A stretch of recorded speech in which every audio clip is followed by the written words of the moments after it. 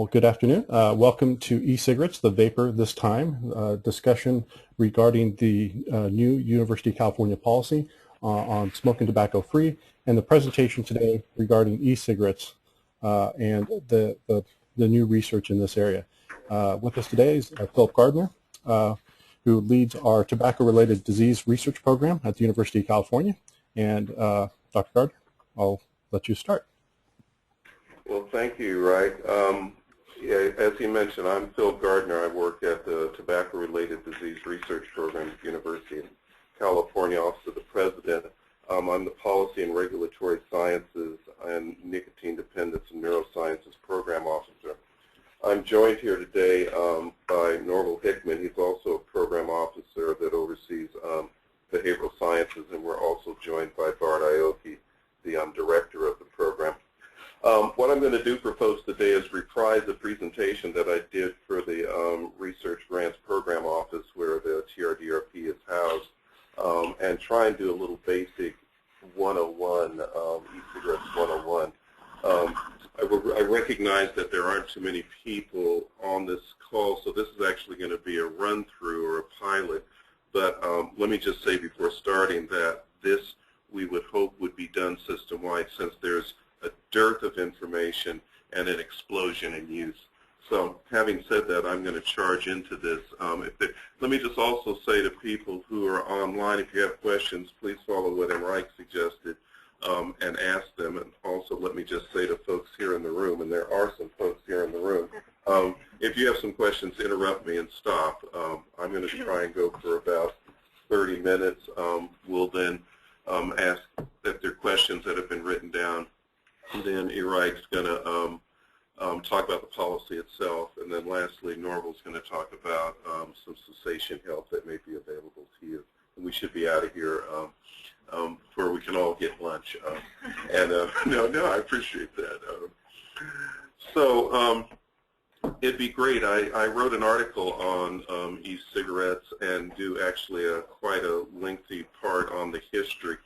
Suffice it to say of what we're going to talk about today is focused on what we know today as the modern e-cigarette, developed by Han Lick, Chinese pharmacist, in 2003.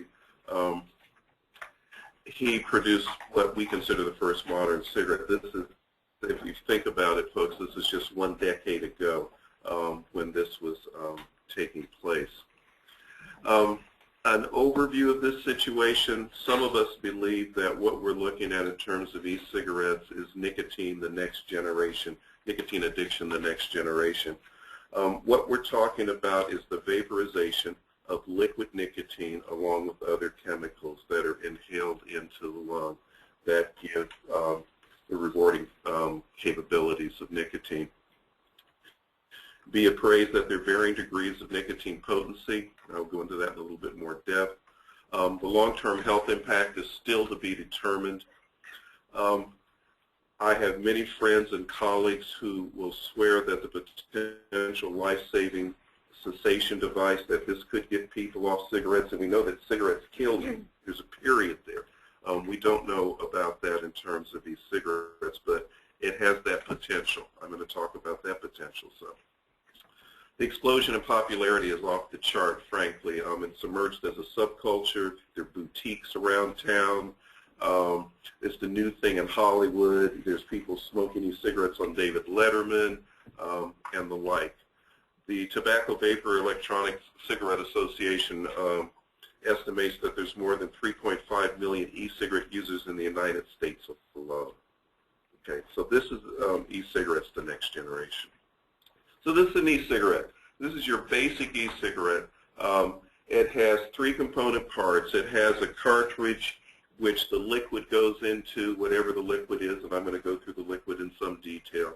The atomizer is what vaporizes that liquid, and of course the battery is the power that goes on. What has come out to be happening today is that they're usually not 3 parts, they're 2 parts. It's a cartomizer, which is a cartridge and the atomizer together, where you put the liquid in. In fact, it's being conceptualized as a razor blade product where you buy a razor and you constantly buy new blades or put cartridges into it, and that's what's happening. These are some of the more stylish looking e-cigarettes. We could spend days looking at, there's just hundreds of pictures like this. Be appraised that this is just a couple of them. People have raised the question, well, what distinguishes an e-cigarette from a nicotine inhaler? A nicotine inhaler is FDA-approved cessation device. But notice the three parts. It works essentially the same way, as that you put the cartridge filled with, nicotine in, and it aerosolizes it, and you inhale it. It doesn't produce a vapor, though. This is an important distinction, which we will talk about in a bit. There's been an explosion of hookah use on college campuses and hookah bars and hookah cafes and the like. But what we've also found out, there's e-hookahs, electronic hookahs, and they're sometimes called electronic pens. Here's a picture of them. Who do you think these are aimed at? I mean, these are bright colored. They look like marking pencils, okay? Cherry, chocolate, vanilla, bubble gum. The flavors go on and on. Even though you can't see it clearly on the left side, these ones on the stylish ones look exactly like pens. They're not thick like the marking pens. They look like pens, and people, we have been told, use them in classrooms, and they have it out. Teacher can't tell that from a regular pen. There's e-cigars. Swisher Sweets, the largest cigar maker in the world, is based in Florida, has come out with their own line of e-cigars. Okay, so this isn't just in terms of cigarettes. I could have shown you e-pipes, and since we only have a little time, I'm going to move on. They are marketing this the way they have marketed tobacco products historically, particularly to the African American community, as you can see. It doesn't need a light, baby. It's an electronic cigarette. Look at the size of this thing. And of course, he has an afro. I thought only people like me still had afros. But this is an ad from this year or last year. My goodness. Vaporizers. Now, you see people, asthmatics, use these things. Well, these things now can be used, and you can buy them to put e-liquid in. Okay. There's all sorts of wild things going on in terms of this new market. So I started this off by talking about an explosion. Be appraised that by the end of this year, this will nearly be a $2 billion industry. From being invented in 2003 to right now, it's semi off the chart. It's estimated by Wells Fargo that by 2017 it'll be a $10 billion industry. And this is what we were grappling with in our meeting yesterday, is this take-home message, is that e-cigarettes could surpass consumption of conventional cigarettes within the next decade. If this is the case, then there's a paradigm shift going on in how nicotine is consumed and delivered. Now, only one caveat to that, and the caveat of this whole presentation in itself, is that the demographic use of e-cigarettes is skewed toward generally better off people in better off and better countries, that essentially poor people and people of color, at least in the United States and probably around the world, continue to smoke cigarettes. So the digital divide that we saw in the 1990s is reappearing itself in terms of use of e-cigarettes. Now, how fast, and Norma was great, and we were talking about this morning, how fast will that go away? Well, as soon as a rapper shows up, because remember in the 90s, they were all smoking blunts, and they're all smoking cigars, and they're all smoking cigarettes. As soon as Jay-Z shows up with an electronic cigarette, or Beyonce shows up with an electronic cigarette, then you're going to see this move. But that's a whole nother presentation, and something to be extremely aware of. I guess what's gotten everybody's attention is e-cigarette explosion among youth. CDC released a report in October that showed that use among e-cigarettes had doubled between 2011 and 2012. Doubled. I thought what was the most disarming part about this is that in 2012, last year, nearly 2 million middle school and high school students had tried e-cigarettes. Something new is going on here. And I think what I'm going to talk about a little bit later is the most disconcerting, is that some 76.3% of those who used e-cigarettes within the past 30 days also smoked conventional cigarettes. Or essentially what we have going on is what we call dual use. And we know that that's not good for you, and I'll come back to that. It's interesting to note that in this report, and this is where we have to give the e-cigarette advocates their due, the report, even though not initially highlighted, has been looked over much more carefully, is that cigarette use actually has gone down among youth in the United States over the same time period. So you have a change going on.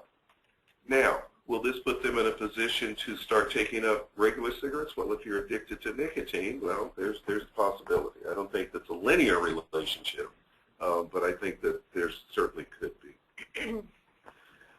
Enter the merchants of death. The tobacco industry watched this for a number of years, grow and grow and grow, and then they have stepped in, and I think this is the real issue that we confront here. Lorillard, the maker of Newports, the leading menthol brand in the United States, acquired Blue e-cigarettes in April of 2012. The short story, even though they only paid $135 million for it, e-cigarettes are driving the profits at Lorillard. Both second quarter and third quarter reports show that to be the case. Reynolds America has launched VOOS, has technology that improves consistency of vaping, experience, unique design and features, and will be manufactured in the U.S. I'm going to show you an ad from VOOS here a little bit later, and it's really the 21st century. Altria, or essentially Philip Morris, launched Mark 10 this year, and there's some speculation that they might buy Enjoy, and of course Enjoy is not part of the big three tobacco companies, but is privately held and is struggling. Initially, it led the market from 2008 up to 2012, but when Lorillard bought Blue and was able to market it and put it in all the stores and do what big tobacco companies do, Lorillard is now the industry leader in terms of it. Interesting in that regard, there's two interesting things I should say in that regard with Enjoy. Enjoy hired two ex-Philip Morris executives to help run their company, and also past Surgeon General Carmona is on their board. And I think that's very interesting, and we might want to talk about that at another point. So, explosion. This graphic I use, and it's just for, and I could use a pointer, but I'm just going to kind of keep it simple. The also-rans, what you see here are changes in shelf space allocation, okay?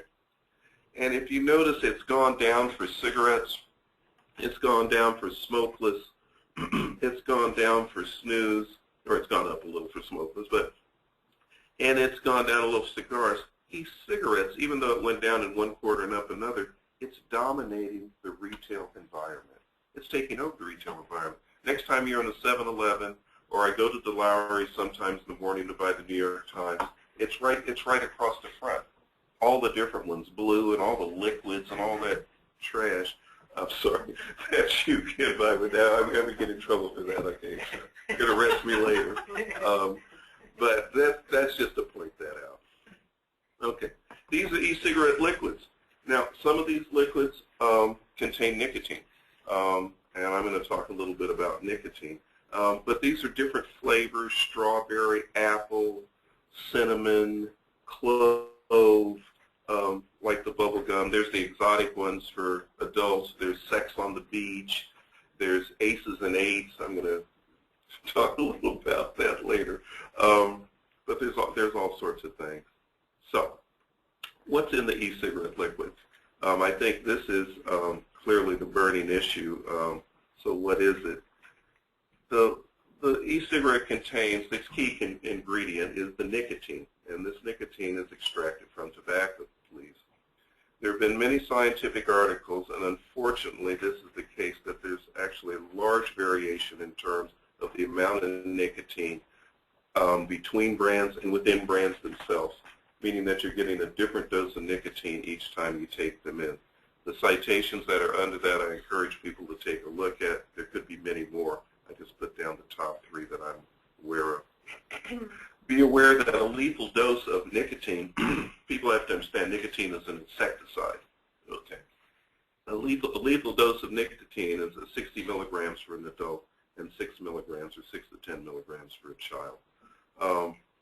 It can have detrimental to the fetus. There's literally thousands of studies on the problem with women who smoke during pregnancy.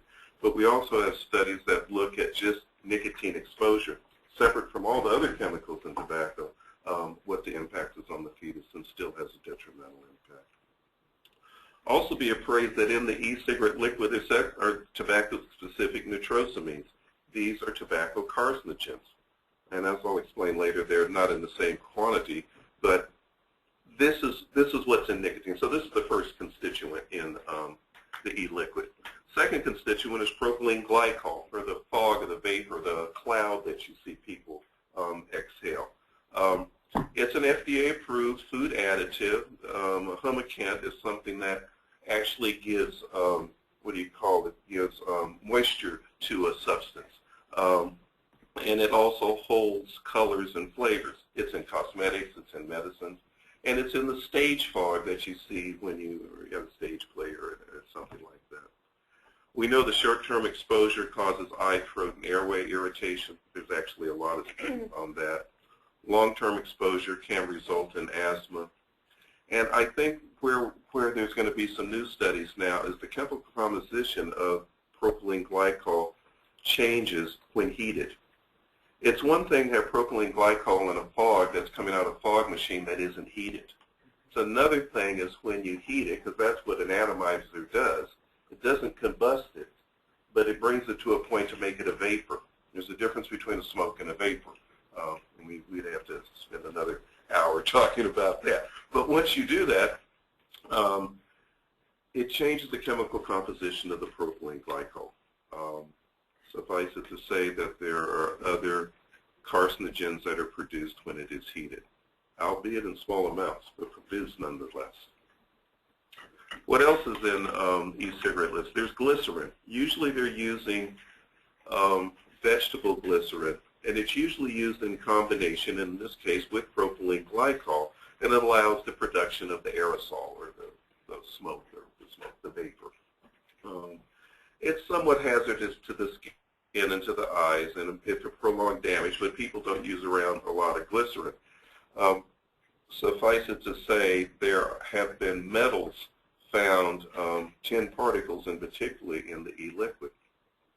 So when we think about those nice little pictures, those little bottles, they have all this stuff in it. Okay, they're not just orange flavored whatever. They're nicotine and a lot of other things. Probably the key thing, and I've been mentioning this throughout, and I'm already in deep, so I'm going to have to move forward, is e-cigarettes contains flavorants. And I would suggest the key flavorant in most of them is menthol. But there are 100 different candy flavors. There's bubblegum and strawberry, and as I mentioned earlier, there's sex on the beach and aces and eights. And keep in mind that people roll their own. They take all these different ingredients, what I just showed you, and mix and match them, and put them in their own cartridge, and make their own e-cigarette. The aerosol that a lot of people are saying is just water vapor, what comes out in the aerosol, I would suggest to you are these things. They're volatile organic compounds like benzene and toluene, that they're carbonyl compounds like formaldehyde, acetaldehyde, and acrolein, that they're metals, and this is a partial list. I won't read them all, you can see that. This is a partial list, and I'll show you in a minute. And there's tobacco-specific nitrosamines. These are carcinogenic compounds found in tobacco and tobacco smoke. These are the citations. People should take a look at them. To give people a ballpark sense of what we're dealing with here is this. This are all the chemicals that are come out in the vapor of an e-cigarette. Be appraised that the ones in yellow are potentially harmful and potentially dangerous. These are all in e-cigarette. Ma'am. Is this what the smoker ingests, or does it also produce both? This is not only what you inhale into your lungs, but then when you exhale it, this is the aerosol. This is the aerosol. It's out. So the caveat, and this is what we need to keep in mind, is that the concentration of the pollutants I've just shown you are less than in cigarettes. The carcinogens that are produced are less than, and I shouldn't say e-cigarettes, but then in cigarettes. There's great variation across products, and we're not sure of the immediate and long-term health effects. So e-cigarettes may be safer, but this doesn't mean safe. And I guess that's the kind of the message here. So I'm going to move on. Or the take-home message, this is actually the question that was asked. Overall, e-cigarettes is a new source of volatile organic compounds and ultrafine and fine particles in the indoor environment. Therefore, the question of passively vaping can be answered in the affirmative. However, with regard to the health-related evaluation of e-cigarette consumption, the impact of vapor inhalation into the human lung should be a primary concern. This was your question. If somebody was smoking an e-cigarette in here, you would be getting those chemicals. Okay, that's the take. The smoker and the person sitting next to them. Exactly. Question is what's the impact on the smoker and the impact? We don't have those studies. The level of concentrations are not necessarily significant. They're not the same as. But then what is the impact on the lung tissue? What is the impact on the iliac? What's the impact on your arteries? And what's the cumulative impact over time? Yeah. What if you inhale propylene glycol for 15 years? I'm sure I'll get a few calls back on that. So one of the promise, and I have a number of friends who work in the cessation field, is that if you could get people off regular cigarettes, because regular cigarettes are the main killer in the world today, the United States, whatever country we look at, they're the one of the things killing. If you get people on e-cigarettes, we could kind of move forward. Problem is, each of the studies I'm going to show you here, and these are only 4 studies, I could have put 4 other studies up, is that what we have is people reduce their tobacco use, but they also continue to use tobacco when they use e-cigarettes. Just as it says here, 33% sustained, this is a study done in Italy, 33% sustained a 50% reduction in cigarette consumption. Well, a 50% reduction in cigarette consumption, if they're smoking 15 cigarettes a day, they're down to 8. Okay. Look at this one. This is looking at 3 different groups that were given 3 different amounts of e-liquid in their nicotine in their e-cigarette. Group A went down from 19 to 11, B 21 to 10, and D 22 to 12. They're still smoking a half a pack of cigarettes a day. Half a pack of cigarettes a day kills you. In the article that I do, and I'll show at the very end resources where you can get to it, 1 to 4 cigarettes a day is deadly. So cutting down, while can be good, at the same time it's not necessarily, it's not good for you. It's still dual use. This is my favorite one. This is a 4-country survey where they interviewed a person, let's say in November of last year, no, it was actually the year before, and then a person in November the following year apart. 85% of end users, electronic nicotine device users, stated that they used ENDS as a tool to help them quit smoking. Okay, 85%, and that was that wave 7. When we went back after wave 8, after a year of using e-cigarettes as a cessation device, the vast majority, 89%, had not quit and were still using regular cigarettes. Okay, to me as an ex-smoker, it's intuitive that here's another nicotine delivery device. I can use one this day and one the other day, and and kind of like that. Last one that I'll show you, this is from a Quitline survey that e-cigarette groups were significantly less likely to be tobacco abstinent after 7 months compared with participants who never tried e-cigarettes. Well, of course they would be harder to be less abstinent. You're still using nicotine. I mean, it makes sense to me. Okay. Let's move on. I'm going to switch reels here. I'm actually doing good. I have a question on the previous. I have a question on the previous slide. Is the cessation rate the same if they had not gone to e-cigarettes? If they had not gone to e-cigarettes, the cessation rate was better. That's the punchline. That's the problem. You get to do what you've already been doing. It's just metal. And actually, let's come back to your point at the end, because I think that's really the question that you asked. The two questions: does the other people inhale it, and then does it help? Those are the real questions here. So, what we have happening, and I agree with my colleagues, that what e-cigarettes is doing is undermining the denormalization of smoking that we've achieved in the United States over the last 50 years. It's making it cool to smoke again. I'm going to show you two ads. From the 21st century, this is a Vooz ad from Reynolds. Baking is not only technologically up to date, it's everything a girl could want. And when we look at the blue ad, it'll look like something out of the 1950s. Okay, so, and I promise these will work. Fingers crossed. And just a note for those people online, most likely these won't show on your screen, so we'll be sending those links out afterwards. Oh, they won't? No, unfortunately, videos don't show on webinars too well.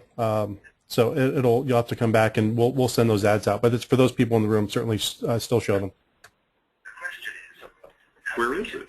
Tomorrow needs a spark. Oh. Something to move us forward. Let's It's time. stop it. Actually, we are seeing it, so it is working.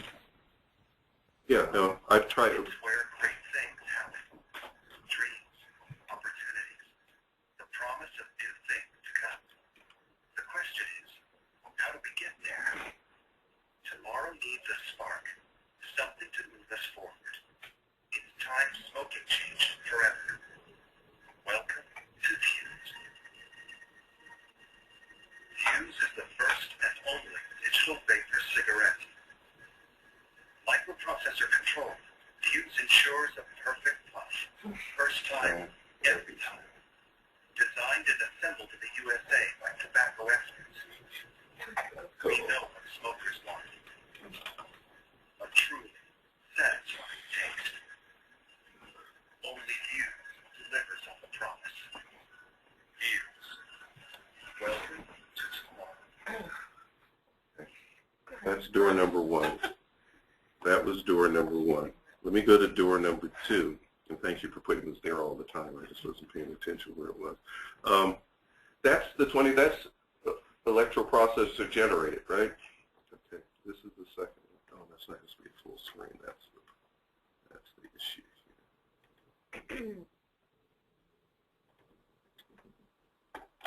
here. You know, I love being single, but here's what I don't love. A kiss that tastes like an ashtray. Blech.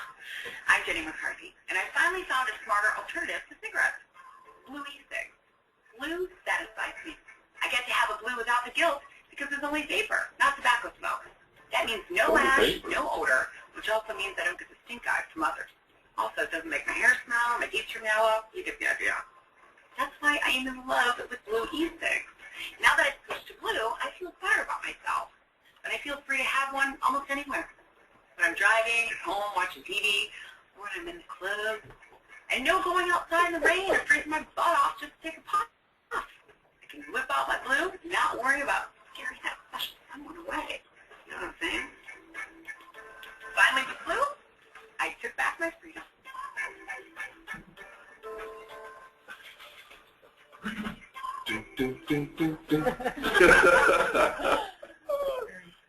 Oh, it's terrible. But I think the point I'm make here in the renormalization, it's making it okay. You could have seen that that clip in the 1950s of a lady. It was liberating for a lady, and then she's all happy and gay and et cetera about it. Anyway, the ad on the left-hand side is from the 1950s for Viceroy. The ad on the right-hand side is for Blues from this year. It's the same. They're copying. Okay. The one is from the 40s on the left-hand side. Of course, the blue ad is from this year. you know, it's against the law now to have race car driving, race car events that are sponsored by the tobacco industry. But blue is in the tobacco. So the punchline of where this is all going, and I'm right on the time where I want to be, is where we are today is that there's no FDA regulation of electronic cigarettes. They blocked imports starting in 2008, tried to prevent them from coming in the country. They launched toxicological studies in 2009. Some of the studies that I showed you were from the FDA in 2009 that found carcinogens in the liquid and in the vapor. They seized Enjoy shipments. They actually seized the parent company shipments, but I'm not going to get into legal technicalities. Enjoy sued the FDA, claiming that e-cigarettes should be regulated like cigarettes and not as medicines. They won, both in the lower and appellate court. And FDA said they were going to announce regulations at the end of October in 2013. Now, some speculate with the government shutdown in the first 16 days that this limited this. I'm not convinced of that, but that's just the facts. These are just the facts. So where we are, there are no product standards. There's no minimal or maximum amount of nicotine that can be put in these products. There's no minimal or maximal amount of other chemical constituents. There's no indoor air regulations. There's no minor restrictions on what age you have to be to buy e-cigarettes. There's no advertising restrictions, as I just showed you. I've coined it, it's the wild, wild west again. Now, in all fairness, state, local, county governments are taking different things up. Contra Costa County has passed resolution that e-cigarettes should be applied just like regular cigarettes. They should not be smoked in indoor air environment. The Corbett bill that was before the Sacramento State Legislature in spring of this year failed to move out of committee because it was did not have enough votes. Los Angeles is poised to take up regulation discussion starting in the early part of December, and that this will essentially culminate in the early part of 2014, and it's possible there could be regulation there. So that's my story. What I'd like to do is say folks can go to our website, and this is the link, and I'll share these slides with folks. Click on this. We did a webcast on electronic cigarettes in October, and the recorded webcast is there live. The presenters actually did 25 minutes on each of the different subjects I talked about, the vapor, the liquid, the cessation, who's using it, the regulation. I've done this in a half an hour. Okay. There's copies of the presenter slides.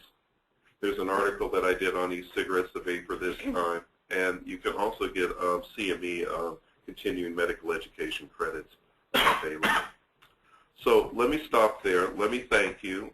Again, I'm with the TRDRP, Research for Healthier California. Let me just see if there's any questions, both from, if you want to turn the lights back on, but that was good that you turned them off. It did help. You have to work here to know how to. Anyway, very well. So why don't we, if there are any questions, let's start with Erike. Are there any questions from online? At this point, there's no questions online, but so people that are online, just feel free to type those questions, and I'll read those off to Phil.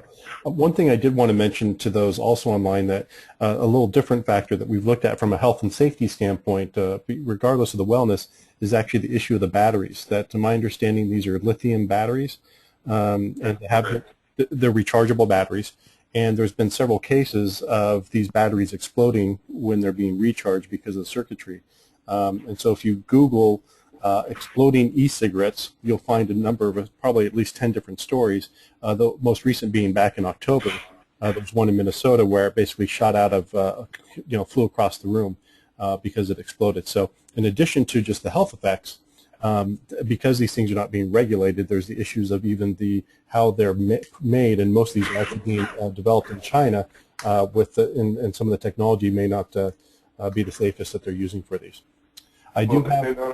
Not only are they not the safest, I think the e-cigarette industry is kind of suggesting that some are better made than others, and I think that's right. I see E-Wright's taking this over. But let me just also make the suggestion, there's a litter question here. There's a question of disposing of these. Some of the things, even though I showed you that the people are mainly, it's the razor blade format, you can also buy disposable e-cigarettes. So when you're through with them, and you know, like all the butts on the ground, one of the greatest problems we have in the United States are butts all over the place. What if you start finding ion batteries all over the place, and metal tubing all over the place that's been infected, with all these chemicals in it? What if they're half used? What about when animals get it? We've already done studies showing what happens to fish when they're confronted with a regular cigarette butt. What happens when they're confronted with an e-cigarette? So you know, from a scientific point of view, from my point of view, there's a host of questions. So let me just ask if there's any other questions around here, and then we'll let. I had a question. You may have already said this, and I wasn't listening at that moment. Has it been established that the e-cigarette is as dangerous as regular cigarettes? Oh no, no. I think it would be important to say that regular cigarettes. There's nothing more dangerous than regular cigarettes that I know of. Okay. I think what is true, we don't know the level of the danger from e-cigarettes. I think we should use the precautionary principle until we know. Let's not let the genie out of the bottle and then go, oh, let's put the genie back in the bottle. That's why the title of this thing is e-cigarettes, the vapor next time, the vapor this time, with a question mark. We don't have to do it. And I think at the same time it's important to note that in other countries where harm reduction is more sort of the norm, there's governmental and public health support for the adoption of e-cigarettes as clearly safer and as a strategy to reduce the impact of smokable cigarettes. Towards an end game where we would not have any smokable cigarettes, and that we would at some point have to just deal with the e-cigarettes and their unknown health effects. But there's a growing and a fairly large number of countries, policy bodies where that position. Well, I think that's true in Europe, right. And that's where that is. I want to believe that's going to be helpful. I think the issue that the public has to deal with is that even though the government is helping do this, and even though the regulatory agencies are helping doing this, people are still using regular cigarettes. So some people take the vantage point. Some people take the vantage point that we might have to go through a certain purgatory of dual use for a decade or two before we come out to this end that Bart is suggesting, such that when we're all gone, or at least I'll be gone in the 2030s and the 2040s, that we are confronted with a group of people who are using e-cigarettes as opposed to these regular cigarettes. In fact, the tobacco industry is banking on it because they'll get you one way or the other. That's why they're buying this thing. Anyway. Do you know what the cost differential is between e-cigarettes and? That's a good point, and I'm going to include that in the next time we do this. E-cigarettes are now cheaper. You can buy an e-cigarette for $7.95. That's at least 2 packs of cigarettes. Okay. There you go. Yeah, there you go. There you go. And that's partly related to that it's not regulated or taxed as a product. So there's questions about whether in fact there should be more taxation. And of course there should be more taxation, but the question is how much more taxation do you make them competitive with cigarettes? And, how much do the schools need? There's a woman after my own heart. Yeah, exactly. You know, let's not get rid of our vices. We need the money. All right, you're right. fact, if no one has asked anything online, Okay. So I'll move on. take it away. Sure. So my portion is a fairly, I guess, maybe short portion, but we'll answer the questions regarding the policy. So as basically, this is on the UC website. We do have a what we call the smoke and tobacco-free website. If you just Google that, even on our own page, you'll find this. And it was also produced in the link. Back in almost, 18 months ago, President Udall, January 9th, 2012, sent a letter to chancellors indicating that effective January 1st, 2014, that all campuses, all UC property would be smoke and tobacco free. Specifically mentioned in that policy were including e-cigarettes, way back when, as well as, as far as how the policy be implemented, and that the policy in its effect would essentially help promote education and cessation planning. So the goal is not to punish people as much as, if we really believe that to create a healthy environment, and that's what we're promoting, that was really the basis of the policy. Now, what I will say is that for the campuses, this is probably much harder to implement than it is for OP facilities, partly because we don't have as much acreage. If you think of an open campus environment, which now is smoke and tobacco free, and smokeless tobacco or chewing tobacco obviously is also part of that, which cannot be used on campus property. So for the university, for our property, specifically if you say the Franklin building, where can you smoke? Or for those that are smoking, the main change is that the mezzanine, the 5th floor, is now smoke and tobacco free. And so what does that leave? That leaves the public sidewalks, which we do not, for those, the property that's outside that is owned by essentially the city of Oakland, employees can still use tobacco products out there. The current limitation is no more than within 25 feet of the doorways. There is still that prohibition for all public buildings that you cannot smoke there. So that's really the main change for Office of the President properties in regards to the policy. And I hopefully, so the question was, well, can I, that someone had asked earlier about smoking, what is user property? Is the public sidewalk outside the Franklin building. So, the side, so the garage area, so if you're inside the garage, there's no smoking within the garage area, but outside on the public sidewalk, certainly people would still be able to smoke. And there will be signage. We're basically approving the signage here shortly, and that signage will be placed in those locations, also indicating no smoking. So if there's certain areas that are part of, that maybe that we do own or the university owns, we'll certainly have that signage to let our employees know about that. So in this effort also, so people recognize that we're not leading the charge in this by any means. We're about the 1100th college or university nationwide that's implemented such a policy. The first campus, full-blown campus to do this was UCLA on April 20th. Since then, UC San Diego has implemented their policy.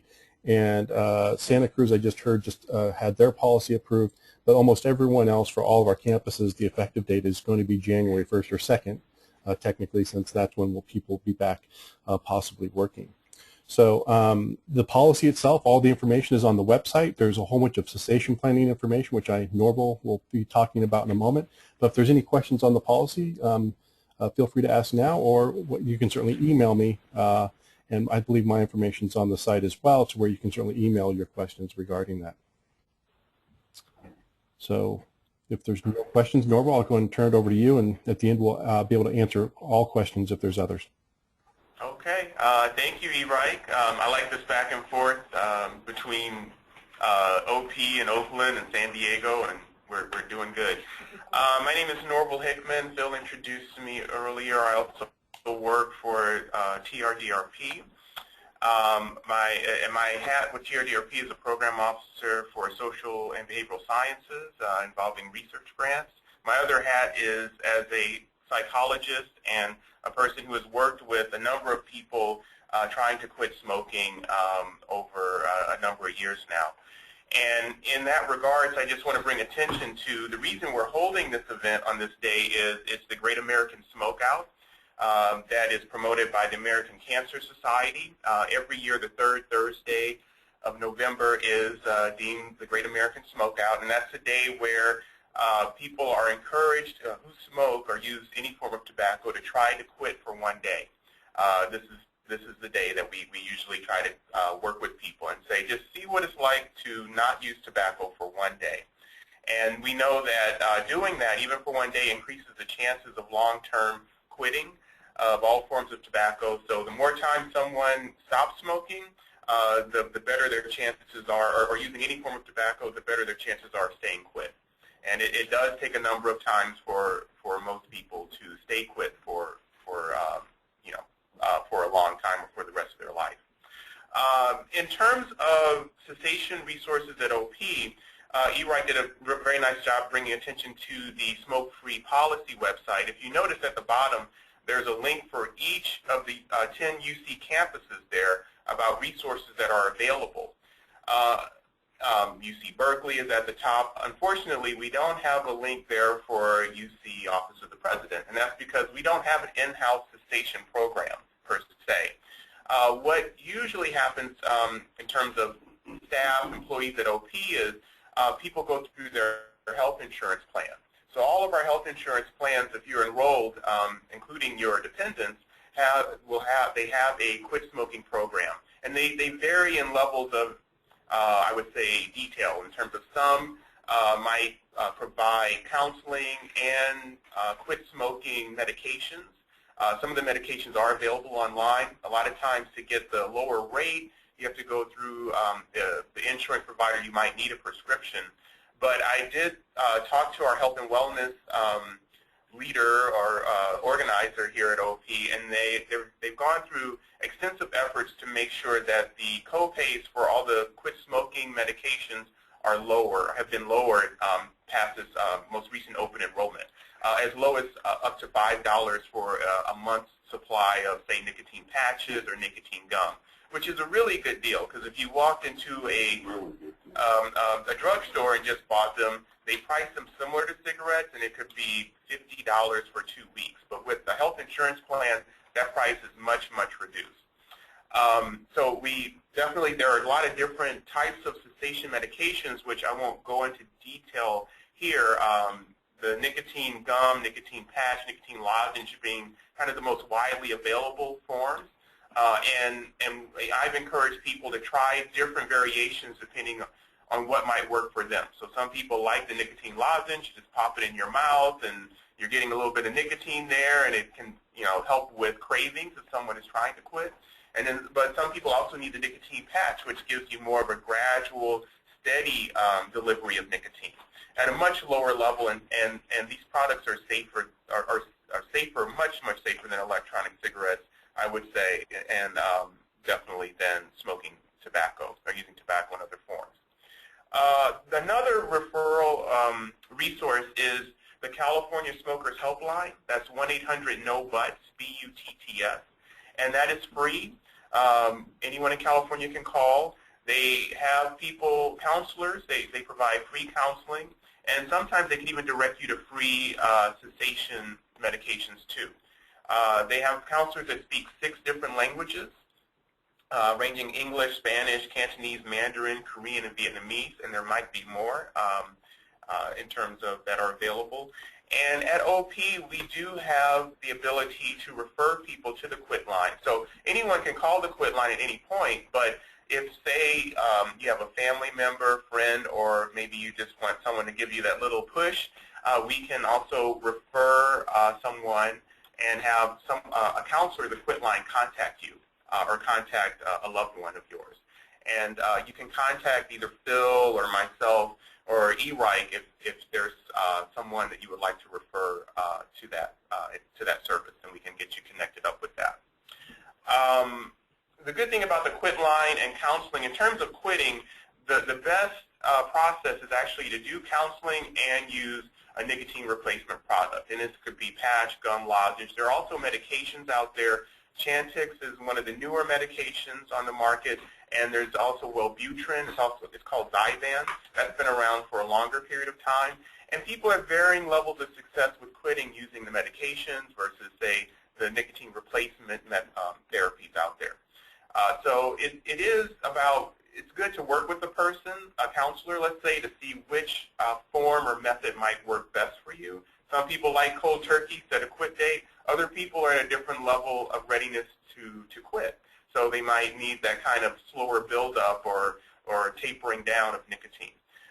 So that's why actually research shows that counseling and medication are the most successful process for long-term quitting. And I want to keep it at that broad level. Of course, I have much more information out there. Another resource locally available in the Bay Area, UC San Francisco has a really good smoking cessation program. It's a 4-week program, it's a group counseling type format for 4 weeks, once a week for 4 weeks, and it costs $55. That's available through the UCSF Smoking Cessation Services. And if you Google that or something of that variation, it will pop up pretty easily. I'm working to see if UC Berkeley, they have their health and wellness program has a really good quit smoking program resources, and it's that through the Chang Center, and that's at Health Services at UC Berkeley. But I'm still waiting to see if we can refer people from OP to that over there. So if you are interested in that service, it can go from patches to actual counseling, talking to someone on the phone, showing up in person. Please contact us, and I can hopefully in a week or so I'll know if we can revert to that service. So I'm going to leave it at that, but definitely there are resources out there for people who smoke or family members, loved ones that use various forms of tobacco, and we want to connect you up if you're interested or just would like information about that. So I'll close there and open it up for any questions that people might have. And it doesn't look like, as far as questions on our end, if there's any questions there, we'll certainly address those. And You say, I have a question. You say that UC, I think you said that UC is slow in getting this system, this policy on board. I was wondering when was the first, at what point were academic institutions instituting these policies? Was this happening recently, or has this been going on for a while? Well, I'm not sure the exact dates, but I would say probably the last 5 years where you've seen a lot of traction. We do know of the University of Oregon and several others. I would say probably in the last 3 years you've seen the most activity in this area. But I'm not sure exactly who the first is, but I can probably find that out by asking some of our folks that are part of our policy group and get that answer for you. I just want to add that UC San Francisco, when I started there in 2008, did have a campus-wide smoke-free policy, or tobacco-free policy at least, and they extended it to include electronic cigarettes, I believe, last year. So different campuses have implemented policies at different times. I believe when UDOF sent the message out, that was the first that said all 10 campuses. It's complex to get a large system like ours on the same page, but I would imagine the medical campuses implemented it around 2008 to 2010. Yeah, the medical centers was at least 5 years ago. Yep. Were there any challenges? Well, I can tell there's still challenges, and one of the things that's in the policy within the law that allows, it does actually allow the university to fine. I mean, the legislature passed this, allows us to fine up to $100 for a violation of the policy on something like this. Our goal is not to use that. Our goal is education and to help people with cessation. But I mean, the challenge is that what they have found, at least at UCLA in the calls, is that they're seeing a very positive interaction. The students are very supportive of it, but you're going to have those that, it's your kind of holdouts, and that's really where the challenge is with instituting this policy in that regard. What we have found also is that parents, for the most part, actually are very supportive, and this is actually somewhat of a recruiting tool to be able to say that your campus is smoking tobacco free. In many cases, they'd rather send their kid to a campus like that.